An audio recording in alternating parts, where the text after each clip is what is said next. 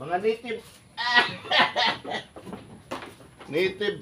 Buntis na eh, boss. Oo. Ano yung mga kandingan niya, mga buntis na yun. Kita na to sa camera, be. Kung gunita ng kwan. Ay, sungay na ikaw kay native na yun. Gi pahabalan ni og hybrid. Native o niya gipahabalan og kanang buwer nga naay kwan. Naay halo nga Anglo. So, ang pangalan aning kandingan ay kombinasyon ni siya sa na native, buwer, ang Anglo, nabuang. Pero duhara na sila kabuk dito sa farm.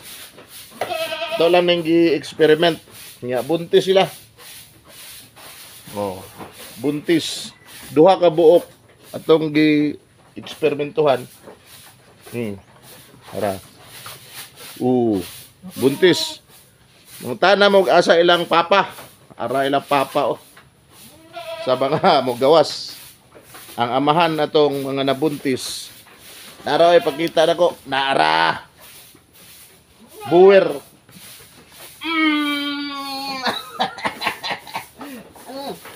Ingon ka sipat kay ni ha? Sipat kay ning kandinga guys. Sipat kay ni siya. Pero ako araw na siyang dula-dulaan.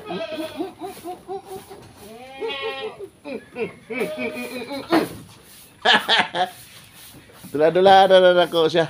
Ay para ganahan siya. Isa ganahan na daghan kay siya kwan. Daghan kay siya chicks diri sa farm. Ayan.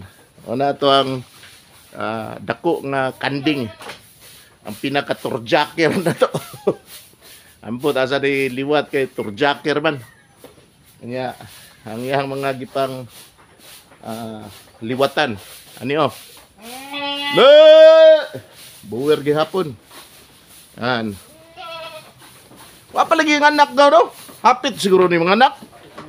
Okay, dako na magtiyan. Oh, kana isa buwer Anglo. Kanang isa pure ginang Anglo. Kana pure nang Anglo. Kani native. Kani crossbreed gihapon 75% pero nanan ni tag-iya. Yan.